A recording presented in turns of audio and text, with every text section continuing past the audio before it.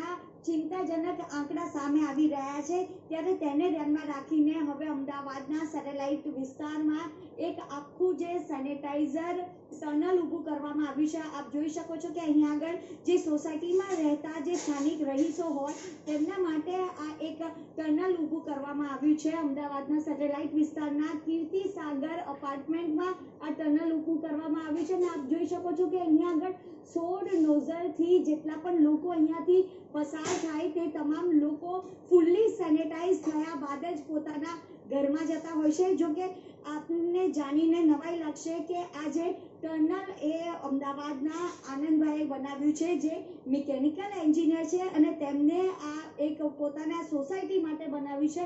તેમની સાથે વાત કરીશું। આનંદભાઈ, સૌથી પહેલા તો અત્યારે આ ટાઈપના ટનલ અમે લોકોએ સિવિલ હોસ્પિટલમાં જોયા છે, રેલવે સ્ટેશનમાં જોયા છે, અલગ અલગ જગ્યાએ જોયા છે। સોસાયટી માટે આ એક ઊભું કર્યું છે, વિચાર કેવી રીતે આવ્યો હતો અને આનો ઉપયોગ કઈ રીતે લોકો કરી રહ્યા છે? હું બેઝિકલી મિકેનિકલ એન્જિનિયર છું અને ઘરે બેઠા આ એક સિસ્ટમ જોઈતી ડેવલપ કરવાની ઈચ્છા હતી।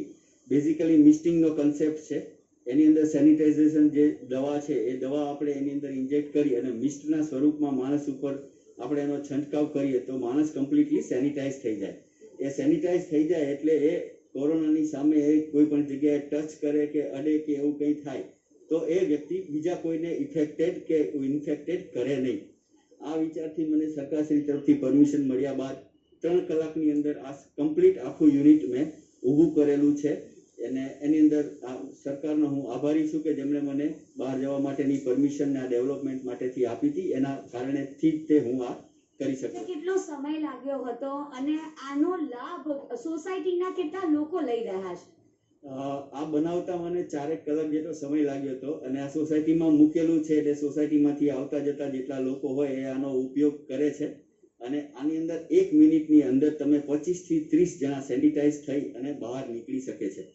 તો માત્ર 1 મિનિટમાં જ 20 થી 25 લોકો અહીંયા આગળ ફૂલ્લી સેનેટાઇઝ થઈને નીકળતા હોય છે। જો કે આ ઇનિશિયેટિવ અહીંયા અમદાવાદના આ સ્થાનિકે કર્યું છે અને તેમને આ ખૂબ જ સુંદર એવું આ સેનેટાઇઝ ટનલ ઊભું કરવામાં આવ્યું છે અને જેનું નામ તેમને રક્ષક રાખ્યું છે।